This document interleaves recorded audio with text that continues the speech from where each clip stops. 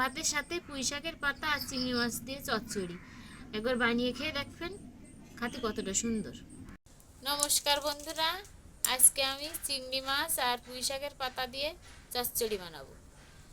আমি এবার পুঁই শাকের পাতাগুলো কুচিয়ে নেব। এখানে আমি কি সুন্দর জালি জালি কাটা পুঁই শাকের পাতা নিয়ে নিয়েছি। এবারে পাতাগুলো আমি এবারে কুচিয়ে নেব। পাতাগুলো আমি ভালো করে বেছে নিচ্ছি। এবার আমি শুধু কুচোবো।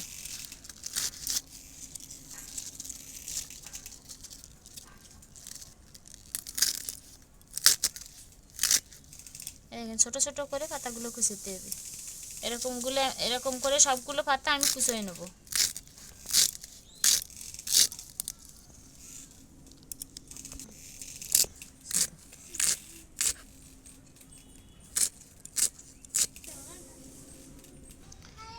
এই যে আমার সবগুলো পুঁই শাকের পাতা কুচানো হয়ে গেছে। আমি এই পুঁই শাকের পাতাগুলো এবার ভালো করে ধুয়ে নেব। এই যে আমি শাকগুলো বাইরেতে জল দিয়ে ধুয়ে নিয়েছি, এবার একটু ঘরের জল দিয়ে ধুয়ে নেব। আমার শাক দেওয়া হয়ে গেছে, এবার আমি চুলোটা ধরাই দেবো।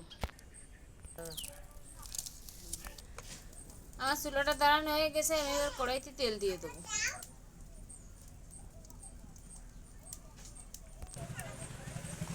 তেলটা গরম হয়ে গেছে, আমি আগে থেকে চিংড়ি মাছ কুটে ধুয়ে রাখিছি, এবারে দিয়ে দেবো।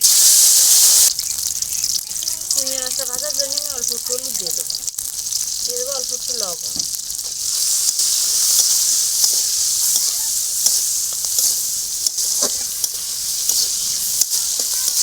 আমার চিংড়ি মাছটা হালকা ভাজা ভাজা হয়ে গেছে, এবারে আমি দিয়ে দেবো পেঁয়াজ, রসুন আর কাঁচা ঝাল। এই যে প্রথমে রসুনগুলো দিয়ে দিলাম, এবার দিয়ে দেবো কাঁচা ঝাল আর পেঁয়াজ। এবার আমি ভালো করে নেড়ে ছেড়ে এগুলো ভেজে নেবো।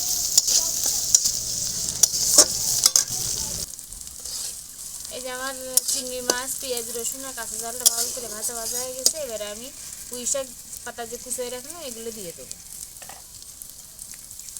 এই যে এবার পাতাগুলো দিয়ে দেবো, দিয়ে এবার ভালো করে নেড়ে ছেড়ে পুঁই শাকের পাতাগুলো আমি ভেজে নেব। এই পুঁই শাকের পাতা দিয়ে চচ্চড়িও বলে, এই পুঁই শাকের পাতা ভাজারে আবার ভাজিও, পুঁই শাকের পাতা ভাজিও বলে। ভালোভাবে সিদ্ধ হওয়ার জন্য আমি ঢাকনাতে ঢেকে দেবো। আমি এবার ঢাকনাটা খুলে দেখবো যে শাকগুলো কতটা সিদ্ধ হয়েছে।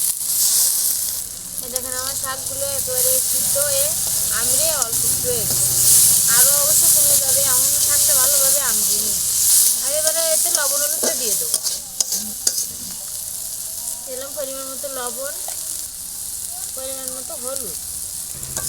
এবার নেড়ে চেড়ে শাকটা ভালো করে ভেজে নেবো।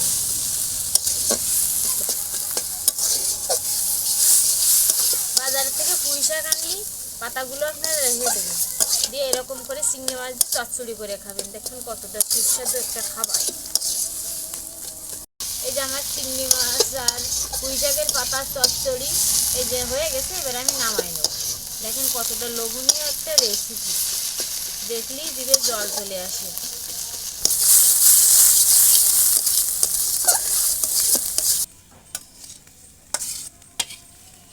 এই যে আমি চচ্চড়িটা নামাই দিলাম। এই যে আমার চিংড়ি মাছ আর পুঁই শাকের পাতা চচ্চড়ি হয়ে গেছে। এই দেখেন কত সুন্দর দেখাচ্ছে। গরম ভাতের সাথে এরকম একটা ভাজি রেসিপি খেতে খুব সুন্দর, অসাধারণ একটা খাবার। আপনারা এরকম বাড়িতে বানায় খাবেন, দেখবেন খেতে কতটা সুস্বাদু আর লোভনীয়।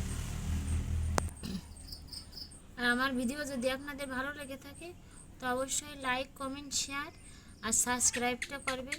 সবাইকে ধন্যবাদ।